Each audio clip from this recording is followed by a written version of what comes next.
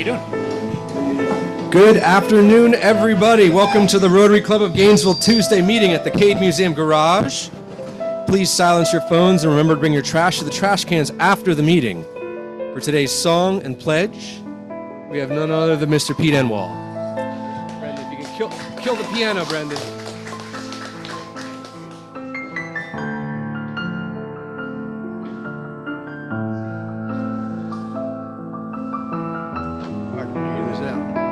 Well, February 22nd, of course, was George Washington's birthday, and I don't have a microphone on. There we go. It was George Washington's birthday, and if you've watched the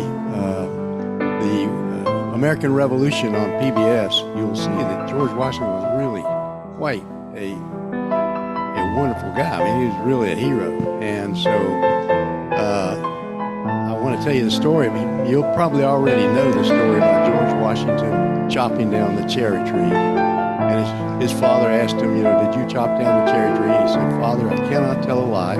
I did chop down the tree. And his father said, well, because of that, I will not punish you. So a couple of weeks went by, and somebody had pushed in the outhouse into the Potomac River. And so his father went to George. He said, George, did you push our outhouse into the Potomac River? And George said, Father, I cannot tell a lie. I did that. And so his dad pulled out a belt and just whopped him 3 times on the butt. And George said, Father, you didn't punish me when I told you the truth before. He said, well, that's because I wasn't sitting in the cherry tree. We're going to sing Acapulco. We're going to sing God Bless America. God bless America, land that I love. Stand beside her and guide her through the night with the light from above. From the mountains to the prairies, to the oceans wide with foam. God bless America, my home, sweet home. God bless America, my home, sweet home. Oh, gee, how can I forget that? Join me in pledging allegiance to our flag. I pledge allegiance to the flag of the United States of America and to the republic for which it stands, one nation, under God, indivisible, with liberty and justice for all. All right, thank you, Pete. And for today's invocation, we have Kevin Thorpe on Zoom. Kevin?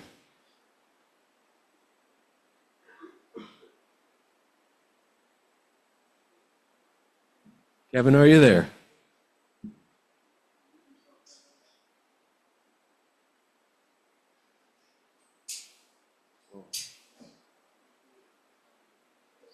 Kevin may have stepped away from his computer. We can only assume he's praying on our behalf. So,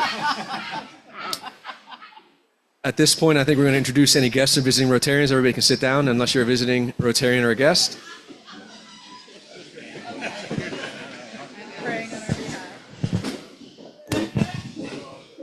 It's a great meeting place. I'm Ken Costa, the president-elect of Flagler County Rotary, and I have a guest here from Caitlin's from University of Florida. Introduce yourself, Caitlin.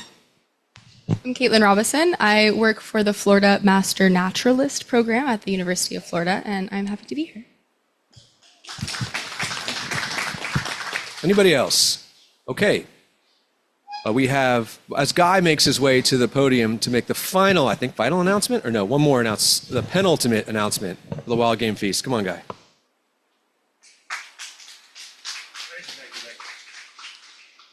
All right, y'all are almost done having to hear me talk about this every week. Wild Game Feast next Thursday. We had a great turnout this past Saturday for a work day. Had about 40 people out there getting the property ready. We'll be back out there on Saturday. Today, I did want to bring in our sponsor flyer or poster.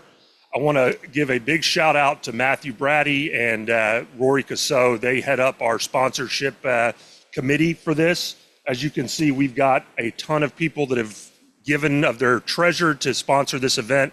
We've raised about $175,000 in sponsorships.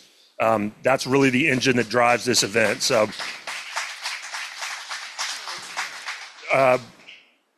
look forward to seeing everybody. It's a great event. Had a great turnout. Santa Fe College and their Zooies, as they call them, the charity that we're donating the project to, was out there to help us. They're also sending about 50 volunteers for the event.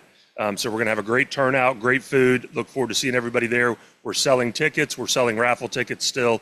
So come out and see us, and come out and see us on Saturday if you want to help pitch in to clean up the place a little bit more. Thank y'all. Thank you, Guy. And you'll notice we did applaud for you this week. While John Gregory makes his way to the podium for what I was told is a very funny poem, I wanted to give a quick announcement as the person who books the speakers.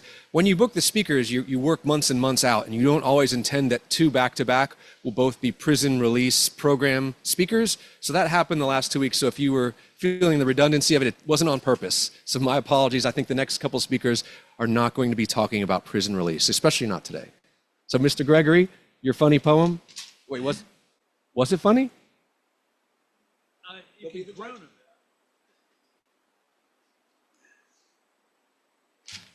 I figure if you don't groan about it, there's something wrong with the poem. This one is called Wild Game Feast Bear. When Ed goes to the bear barn for a hit, Ella tries to leave a little bit fit. He'll surely will die. Red, drink Canada dry, and proceeded to try to accomplish it. A hawks, lions, and skunks' lives weren't tinker, arguing whose life you wouldn't want to tinker. The lion was obviously proud. The skunk didn't like a crowd. A gator came by and swallowed him, hawk, lion, and stinker. Yes, yeah, I hear that. At the Wild Game Feast, we know you will sup. At Dirty Dan's Saloon, you'll fill your cup. But whatever you do, just take my clue. With Wesley, you'd better settle up. So come on, come all. Show the place that your heart is in. The chef, as you know, is a real wild game artisan. No one cares what you do. Craig Carter, not even you. Republican or Democrat, the feast is bipartisan. Have a great feast.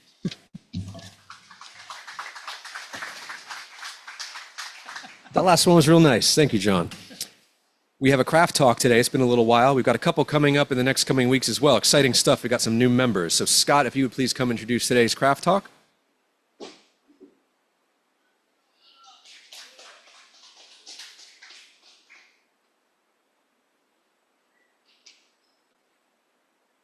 Morning, everyone. It's my pleasure to invite one of our club's newest members, Jessica Parrish, to come forward to give her craft talk today. Jessica was named just last year by the Alachua Habitat Humanity Board as its new CEO. She brings a wealth of nonprofit experience to our community.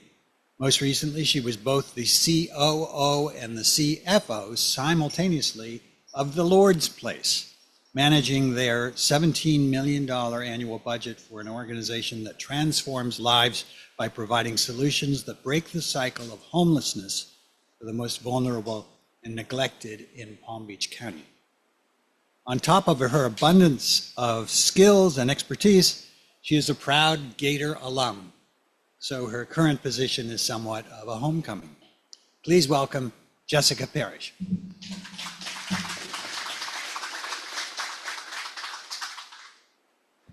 Thank you, Scott.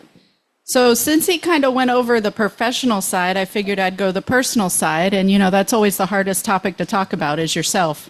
You could talk about your business all day, every day, but when it comes to you personally, that's where we all struggle. Well, me personally. So I was born in Southern California. My dad spoke fluent Spanish and my mom spoke English, and neither spoke each other's language, but somehow they made it to where we are today. I ended up moving to Florida when I was in fourth grade. So right between winter break of my fourth grade year, perfect transition time, let me tell you, with a huge eye roll. You start at one school and you end at a different school in two completely different states. I left California learning about California history. I moved to Florida to learn about Florida history. So it was an interesting time. But I've been in Florida for, over 30 years now. Well, I'll leave it in a roundabout numbers, but graduated high school down in St. Lucie County. As Scott mentioned, moved to Gainesville for 4 years of college here. Actually got my bachelor's in advertising through the journalism college, which may have nothing to do with my current career path, but that's okay. It guided that route. Ended up going into the housing realm after graduating as a marketing coordinator for a local home builder. So that was my segue into housing. Right at that time was the housing crisis of 2000s. So of course, marketing was the first position to be laid off at the time when you're cutting budgets.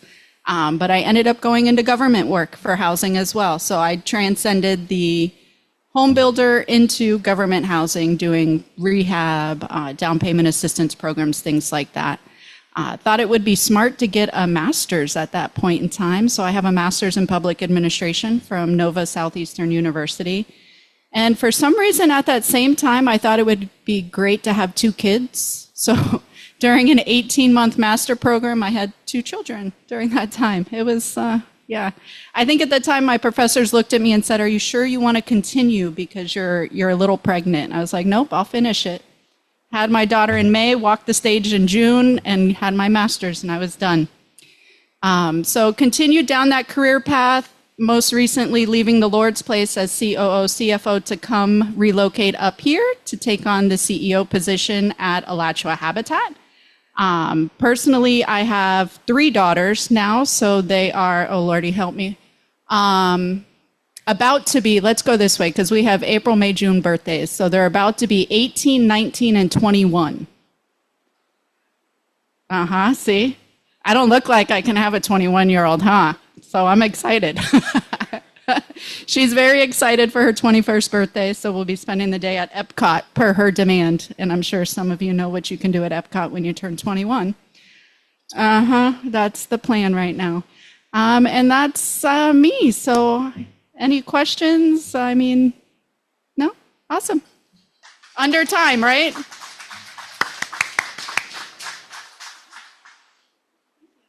Jessica, thank you very much for joining the club and telling us a little bit about you. We're going to present you with your 4-way test plaque. Thank you.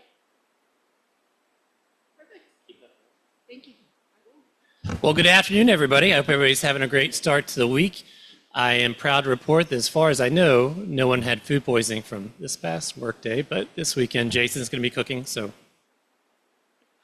good luck. Good luck out there. But you know, I had a conversation with a Rotarian on Saturday about how much fun it was to get to know people in the club through these type of events, through volunteering, and we've talked about it before, but that's really when you get to know folks and really feel the power of Rotary. So if you have time this Saturday, I would highly recommend going out there for an hour or 2 of your Saturday and meeting folks from our club and the other clubs, and just spending a little time. And if you can't do that, there's plenty of opportunities at the day of the feast to volunteer. And Guy and the team have been doing a great job. You may or may not remember, this fall we did a little membership drive, and a part of that was we were going to give a prize to the person that had the most guests. And so we tallied up all the votes, and we had a 3-way tie. And so the board came up with an ingenious way to kind of, for a tiebreaker. So if I get our speaker to come up here, we're going to have her do a little drawing.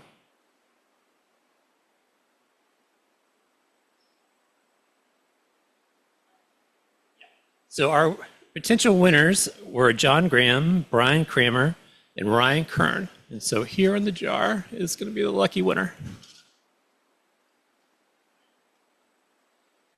Brian Kramer gets free 2 tickets to the Wild Game Feast.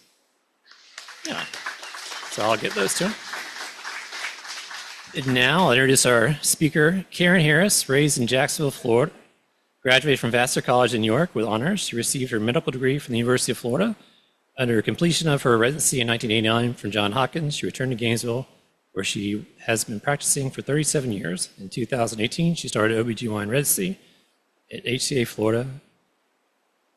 Please join us.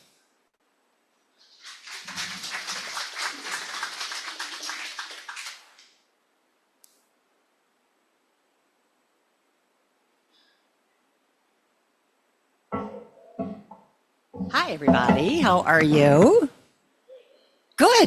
As you can tell, I have a pretty standard background. I'm an OBGYN, but I'm going to talk about something completely out of the box, which is Burning Man. Our son, I'm the wife of Sandy Evans, if you don't know, and our son found this event when he was 18. He's been 9 times and is now in some of the leadership roles in the organization. And so in 2002, he drug his parents there. You know, this was an important thing in his life, and he wanted to participate in it. So, yeah, here we go. It's all slides. We'll race through some of this because you can only tell this story in pictures. So this was this past year. I've been 3 times. Sandy and I went in 2022, I think it was, first time. He was a one and done. He went, yay.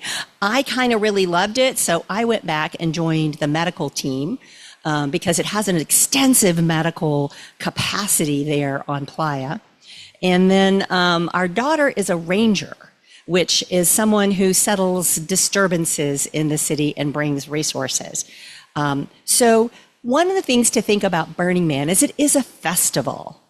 And so I've worn my festival attire today, so you can see this lovely peacock robe. Everybody dresses up, though what you hear about is people being naked. You know, people are naked, but not very many. All right, you can wear whatever you want. But these are the principles of Burning Man.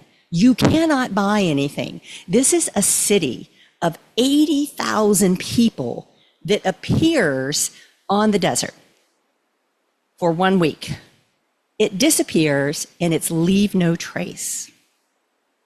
So it's pretty incredible. Literally, the department, one of the, which one is it, Sandy? Bureau of Land Management, 1 month after this event comes by, and if they pick up more than 1 bag of trash, they lose their permit.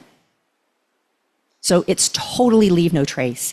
So there's gifting, you can't buy anything, you can't wear logos, radical self-reliance, which I'll tell you about even more in a minute, radical self-expression, you can wear whatever you want or wear nothing. And it's civic responsibility, and everybody participates. And it's about being there in the event and being immediately available and expressive, which can take a lot of different forms. So here's where it's located. It's in Nevada, north of Reno. So it's about 3 hours from Reno. So the nearest gas station is maybe 45 minutes down there in Gerlach. These are the tickets. You do actually have to have a ticket. It's about $550 for the ticket. To get a car pass is a little bit more, which is a cute little kitty. And then there's entire maps of this. This is getting into Burning Man, or getting out, either way. It's Gate Road. There's 5 miles between the end of the Blacktop, which is a 2-lane road, getting all the way to the event, the festival itself, and it's 10 lanes across. And this is what the event looks like. It's enormous. This is a well-planned city of 80,000 people. Now, I'm going to use my mouse here, see if you can see it. The city is, can you see my mouse on screen? Okay, so the city is laid out in a grid. So this middle piece here is 6 o'clock. And so it goes from 2 to 10. And each of these rows is labeled A, B, C, D, E, as it goes all the way back. So you actually have an address, believe it or not. Yeah, you know that because you need to find your friend. Like, where are you in this entire city? Because believe me, one cell tower completely collapses and there's no cell service anywhere. So you are off the grid. The middle piece here, find my mouse, where'd my mouse go? There's my mouse, okay. This little piece right here, that's the man, Burning Man, and it's a representation of a human. The human stays the same every year, but the base changes every year, and it's an art piece. And then this is a critical moment right here. This is the temple. How many people have ever heard about a Burning Man temple? All right, a few, right. To me, that's the most important thing about this event, not the man. So interesting. All right, this is what Center Camp looks like. And again, I didn't take these drone photos of this event. I do go online and get some of this stuff. So these are my kids, and they're sitting on the back of my red pickup truck this year. But these whip lights, you know, the whip lights on pickup trucks, we'll talk about them in a little bit. But they're all decked out in their festival clothes. My daughter with her, our RV. This is our camp. So we are in with about 80 people who are, our camp happens to be medical workers. So these are people who are working in that particular area. There is a fire camp for people who are firemen. There's a ranger camp for rangers. They're gifting camps. People will gift snow cones. They'll gift hot dogs. They'll gift massages. They have a steam room on some camps. You can eat the whole way through. There's food everywhere. But remember, you can't buy anything. Everything is gifted. All right, so we had a bar in our camp and tables, and we have sunshade because it gets hot as blue blazes in August. This is a typical road. They're quite wide, and you can see trailers and tents and all kinds of things that people bring to this event. This is me at medical. I thought I'd talk just a minute about medical. We wear yellow shirts and we have our little hats on. And behind me, you can see medical services. These are at 3, 6, and 9 in the city. And we provide first aid. They're staffed by physicians, but most of us don't have Nevada licenses, so we can't provide medical care. But we triage a lot of things. And this is what happens when the dust storm comes. We all put on our goggles and just keep going. However, if we find someone with a serious medical problem, we send them over to Rampart, which is a field hospital. It even has an ICU. There are 9 ambulances at this event. Remember, this is 80,000 people who may or may not be doing drugs and alcohol and anything else on the planet, right? May or may not be wearing clothes, may or may not have terrible playa foot with, terrible things happening to their feet because they happen to walk on this surface. It's not a desert. It is a dry lake bed that is very alkali. So if it rains, none of the water seeps in. It sits on the surface. And if you walk on it in your bare feet, you get playa foot, which means it cracks, it dries. It's pretty awful. Shoes and socks are essential from the medical side. Out in I'm going to go back a whole bunch of slides here to this one. So the city, right? The city has everybody in it. And we have the man and we have the temple. This whole area out here is full of 450 pieces of art. They're all curated by the art department there, and they're GPS located, and they're all lit at night. So it's kind of really crazy. So I'm going to show you some of the art out there. So this was, my daughter and I decided to go out during the day this past year and just drive around. Most people ride their bikes. I have a handicap sticker, so I can have a handicap vehicle, which was my red pickup truck this year. And we come across this, which is a library. Classical music is playing. And you can walk up the stairs. You can read a book. You can stop. Really kind of crazy. All this was set up within a week and taken down in a week. Is that just nutty that you would find a library with classical music and beautiful architecture in the middle of nowhere? We drive on, we have our picnic lunch with us, and we're like, oh, we'd like to stop for lunch somewhere.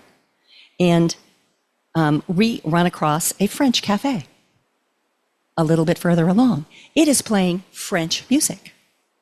The people behind there had just finished serving their French breakfast of baguettes and everything with drinks. They were, again, that was their gift to the people who were there. But they had finished for the shift, but we asked, could we come in? So we had our picnic lunch in a beautiful French cafe in the middle of the desert. Isn't that crazy? This was another art piece, a beautiful Indian, Nepalese kind of structure. Never could read the language, so I didn't know exactly which country it was from. Full of interactive exhibits. We're sitting up there, again, just someone agrees to take our picture. Another exhibit was swings. This is the man this year. You can see the man itself looks pretty normal. I will note the arms are down. When the man burns, the arms go up, which I'll show you in a few minutes. Inside this structure, it's very rich. Every artist creates an entire experience inside of the event.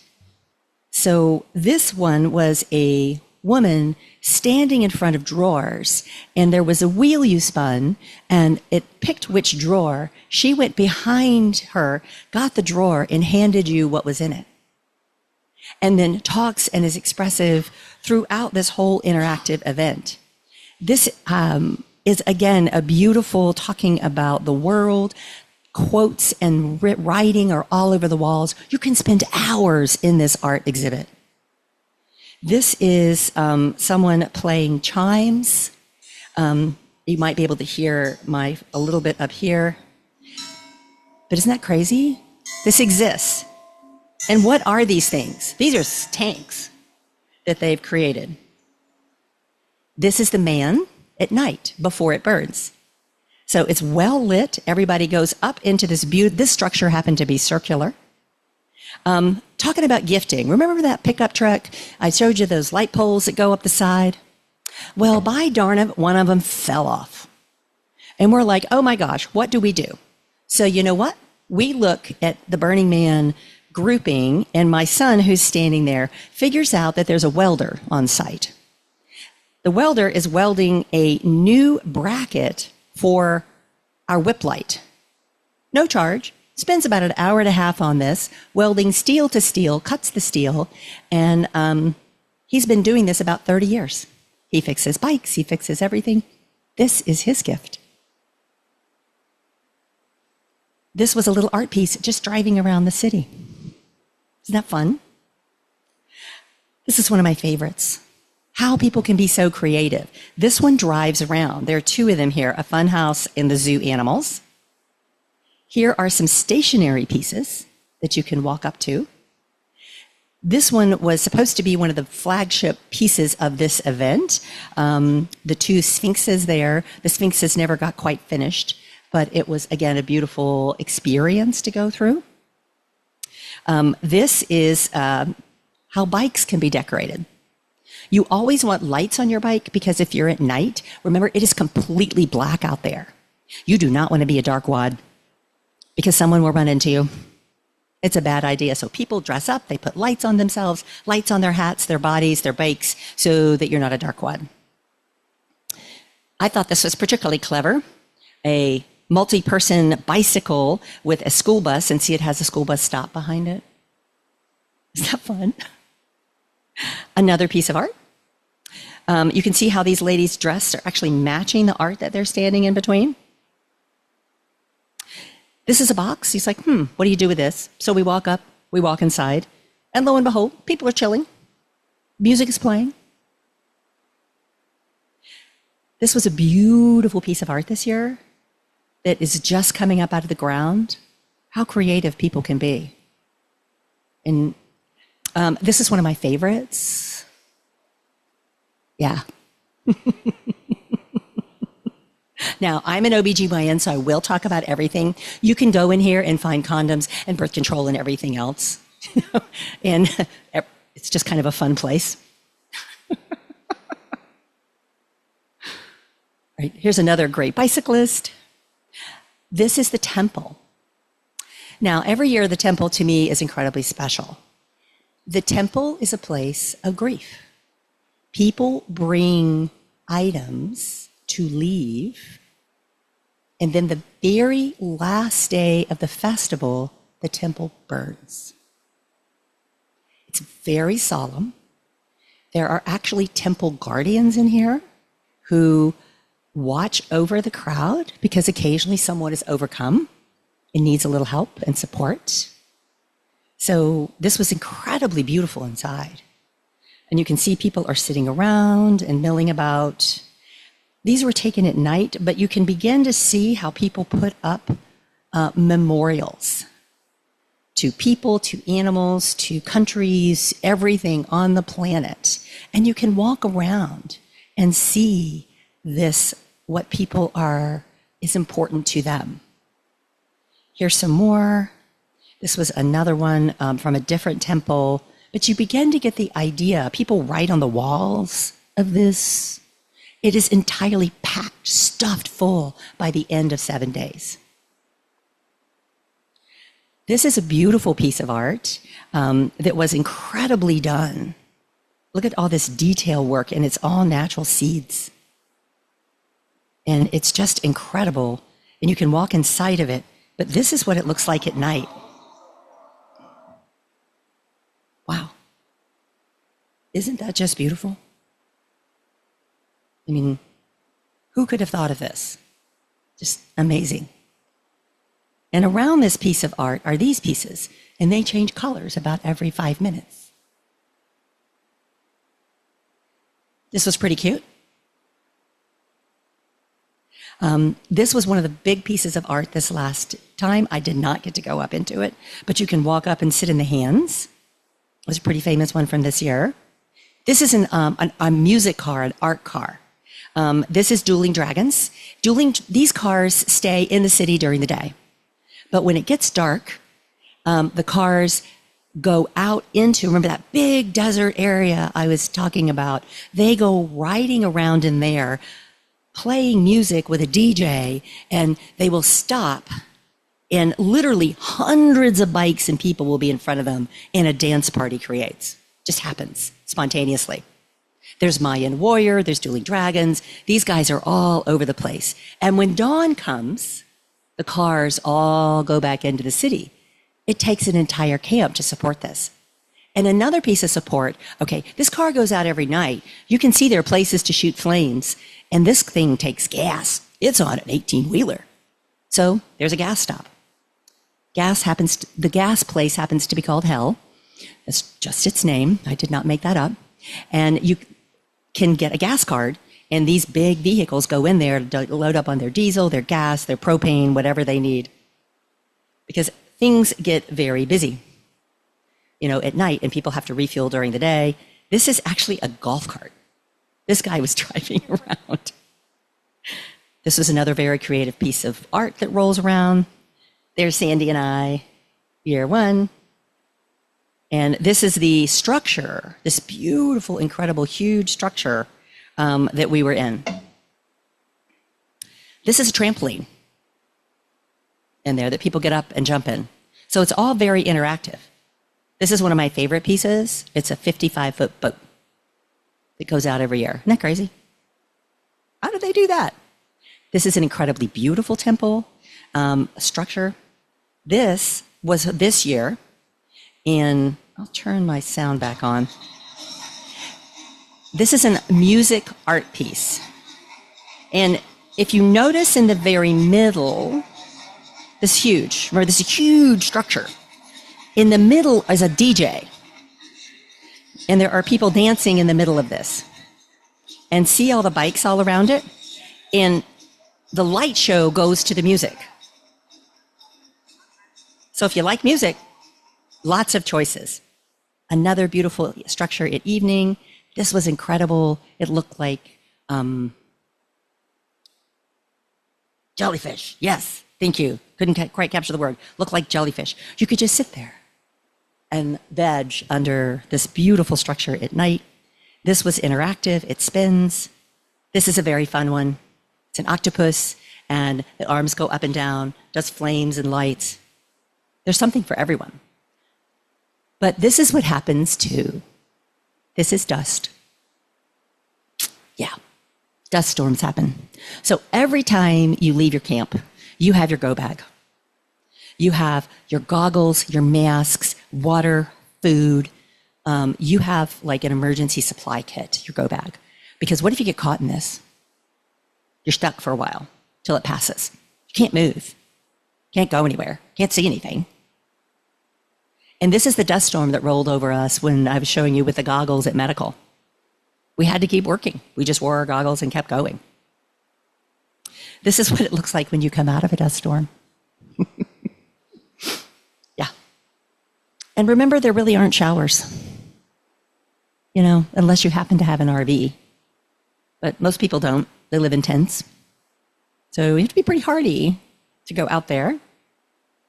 We actually got lost in the dust storm. It was pretty fun. The absolute classic thing happened to us where we said, oh, we know that the perimeter fence is like right over there. So we drove to the perimeter fence. An hour later, we were back at the same spot. We did the classic thing you're not supposed to do. You drive around. We literally drove around in a circle. We all laughed. And then the dust went away and we were able to navigate home. This is what happens when it begins to rain. You can see it coming. Yes, I was there when it rained in 2023. We had about 2 inches, an inch or two of rain. But remember how it doesn't sink into the dry lake bed? It sits on the top. And when you walk in it, you create mud. It shut down the city for about 48 hours. They had a shelter-in-place order. But we are all radically self-reliant, right? So everybody in the camp got together. Our camp realized that we can carry 1,000 gallons of water in an 18-wheeler in that camp. However, we were due for a water drop the day that the rain happened. So we were a camp of about 75 people with about 100 gallons of water. We had a crisis going on. So coolest thing happened. I did not take that picture. Isn't that beautiful? After the rainstorm. But someone in our camp, we have a camp meeting. Someone gets up in the camp and says, you know what? In the real world, I run crisis refugee camps in other countries. We are in refugee mode right now. And our priorities are water, food, shelter. He went through the whole thing. We reorganized the entire camp. We were all very careful. This is how you had to do your feet. And there was a nice fish in the rain. Right, you had to wash dishes. We washed dishes in rainwater. We collected rainwater off the tarps. You just completely change what you do. You just keep going. Doesn't matter what happens. Dust, rain, it all happens. This is the man burn. I'm going to stop here. When the man burns and when the temple burns, there's a perimeter to keep people away from the fire because it's quite an event. Right? You'll see in a second. It's a huge event. And so all of these art cars that go out at night with their lights and their music and everything gather around in an enormous circle around the man. And this gives you an idea of the vastness of what this big man burn is going to be. So here's the man. Notice arms are up, getting ready to burn. You can see the middle, see those people in the middle a little bit, where there's nobody around. All right. And this is what happens when man burns. But they start the man burning. And then you can see there's a big gap between the structure and where people actually are. Those are fire people, and they've had people run into this and get killed. So they have people ready to tackle them. But then fireworks go off. And this is man burn, this incredible celebration of life and event. It's just beautiful. It's cacophony of sound. The art cars are blasting as loud as they possibly can. The fireworks are going off. Everybody's really kind of screaming, and it's a great, fun time. So it's quite the thing. And then this whole thing over the next hour and a half completely burns down. They won't release the circle and let people walk up to this until the height of the burning wood is below head height. So there's all these types of regulations, but you can see the workers in there kind of really watching the crowd. The rangers actually have to face the crowd. They can't watch the event because they're watching for people who might run. We call them runners. This is the next night. Entirely different. It's completely quiet. You could almost hear a pin drop in this crowd. So this is temple burn in It burned, this temple happened to burn really fast. It was very well constructed and designed to do that. But again, very quiet, very somber, just a different tenor, and very meaningful. This is us getting ready to leave, or actually this is us buying gas. One of the vehicles we had for handicapped was this cute little car. There's Sandy again, driving around with our son. And then when you leave the event, you have to wash everything. Everything is covered in playa dust. It's a mess. So they have people, the locals will open their yards up with pressure washers and help get the dust off your cars. And anybody want to come with me to this next year? This is the theme. It's expressed by a cosmic tree that connects us to one another, the unseen and the unknowable. So it will be our time to celebrate our interconnectedness. So we have this beautiful theme for 2026. And does anybody have any questions? That's what I have for you.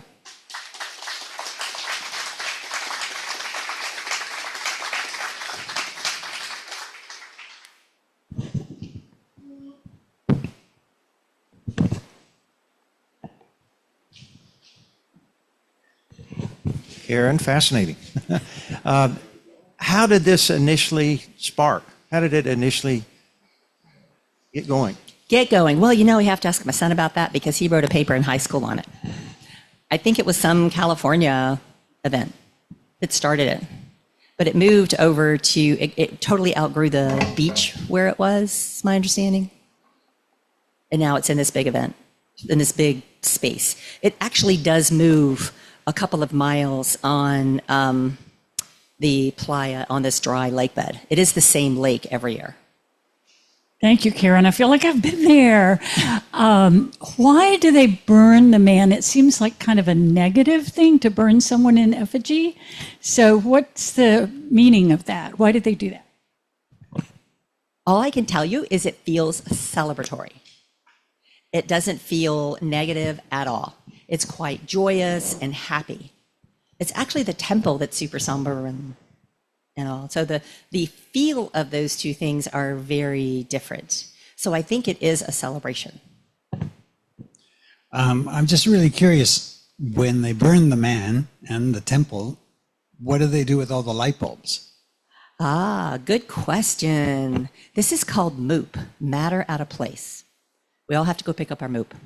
When they put in the temple and the man, most of it is wood, but there is some metal structure to these things. There has to be, it can't all be wooden, and the wires and the light bulbs and all that. When they build the man and the temple, backhoes come in and scoop out part of the dry lake bed, and they put gravel down. So they're not actually burning the dirt. And then they come in with backhoes and scoop it all up at the end to leave no trace. It's pretty well structured. But you're right, there is stuff there. Man, that was awesome. You want to come?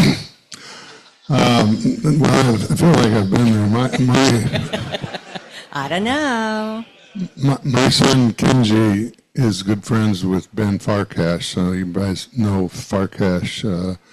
Ben and Kenji have been there a dozen times, and if you want to even see more, he was there in 2014 when they created this thing by Dr. Zeus, The Places You Will Go. So if you go on YouTube and Google Burning Man or The Places You Will Go, you'll see a little bit more about what she showed you. But it's cool to say my ex-neighbor that's been there, because my son's been there a dozen times. Yeah, every year is a theme. So a lot of the art is wrapped around that particular theme. So The Places We Will Go must have been one of the themes that year. So everybody put their art with that, which is great. Hello, I'm calling from back here, or I'm asking for back here. This is a very interesting presentation. It certainly has a spiritual component, very, very much of an emphasis. Is there? Do you call it a religion? And if so, how would we Google it? It's not a religion, but I do agree with you. There are some spiritual pieces of it, like the temple. Some religious organizations do have a presence, like the Catholic Church has a one of the camps. You can go there. There are chapels, but the whole event is not. It's a festival. Is it a music festival? Is it an art festival? Is it what? It's everything. This is such an enormous event. Just trying to get the sense of the scale of this. It's a pentagon, and from side to side of the pentagon is 3.5 miles, and up and down is 4 miles. You know, there's a trash fence along this whole piece. The scale, I mean, Sandy can tell you, it's really hard to describe how enormous and the scale of the event. You have 450 art pieces out there on what we call deep playa, and you can't see them. There's no way you can see every one of these art events if you go. You can't. It's too many, you know, in 7 days, because that's all you got is 7 days. Even you can't see from one to the other. It's incredible. Karen, we have a question from Zoom. Jenny wants to know, do most people bring in food and supplies in preparation? Do some people not? Most people are self-reliant and will bring enough water, because you have to have enough water for 7 days, and enough food. We do have some people who just choose to show up and put up a pop-up tent and try to get food from, you know, camp to camp to camp to camp. Sometimes they end up in medical, you know, a little stressed out because they haven't found the shower or the porta potties. Everything's a porta potty. There's hundreds and hundreds of porta potties that are serviced every day and kept up pretty well. But yes, I would say 99% of people are self-reliant and bring their own food. Thank you, Karen.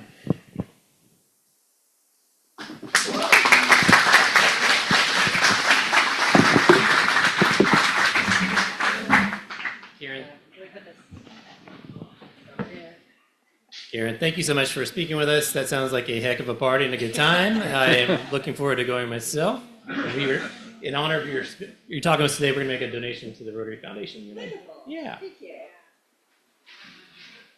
And if you haven't seen a festival robe before, these are what we typically wear. And I happen to love this one particularly because it's big. Fantastic. I forgot to mention before, Wilbur couldn't be here today. He had a little family emergency, but if you want to leave your name with Greg, he's happy to take it down, and Wilbur will contact you about tickets for the raffle for the Wild Game Feast for the world-famous Cousins trip. With that, our speaker next week is Stacy Hill with The Village. Our Rotary Safari winner is 674-966. 674-966. And if everybody will stand, we'll finish with the four-way test. We got it this time, guys. All right. Is it the truth? Is it fair to all concerned? Will it build goodwill and better friendship? Will it be beneficial to all concerned? Fourth part, kind of always the same thing. But anyway, we are adjourned. Have a good one. Have a good week.